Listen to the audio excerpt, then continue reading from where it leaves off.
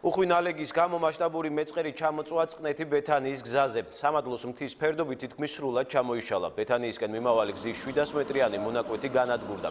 არის მსხვერპლი. გარდაიცვალა ერთი მამაკაცი, დაშავდა 4 მოქალაქე. რთული გეოლოგიური მდგომარეობის გზამოგზის აღდგენითი სამუშაოები ჯერ არ მიმდინარეობს. ინფრასტრუქტურის სამინისტრო მეცნიერების დასკვნას ელოდება. გარე სამყაროს არის მოწყვეტილი ახალდაბა. განადგურებულია 50 მეტრამდე გზის მონაკვეთი. გზის დანარჩენ ნაწილზე მიმდინარეობს გაწმენდითი სამუშაოები, მობილიზებულია ადგილზე სპეციალური ტექნიკა. ახალდაბიდან ქალებისა და მცირეწლოვანი ბავშვების ევაკუაცია სასაზღვრო პოლიციის ვერტმფრენით განხორციელდა. დასახლებაში ამ დრომდე რჩება 180-მდე მოქალაქე.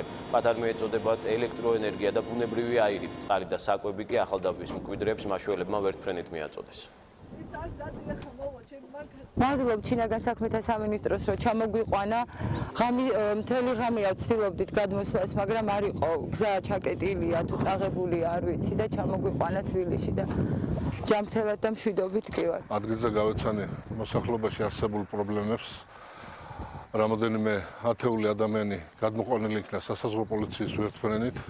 ყოველივე ამის შესახებ და პრობლემების შესახებ მოვახსენებ შინაგან საქმეთა მინისტრს. პრაქტიკულად შეუძლებელია დღეს მუშაობის დაწყება, იმიტომ რომ იქ რო გზის გაწმენდა დავიწყოთ, ამან შეიძლება ზევით დაგროვილი წყლით გაჟღენთილი მიწის პროვოცირება მოაწყოს და პირიქით მდინარე ვერა კიდევ ერთხელ დამატებით ჩვენი ინიციატივით გადავკეთოთ, რაც არ ივარგებს, რასაკვირველია.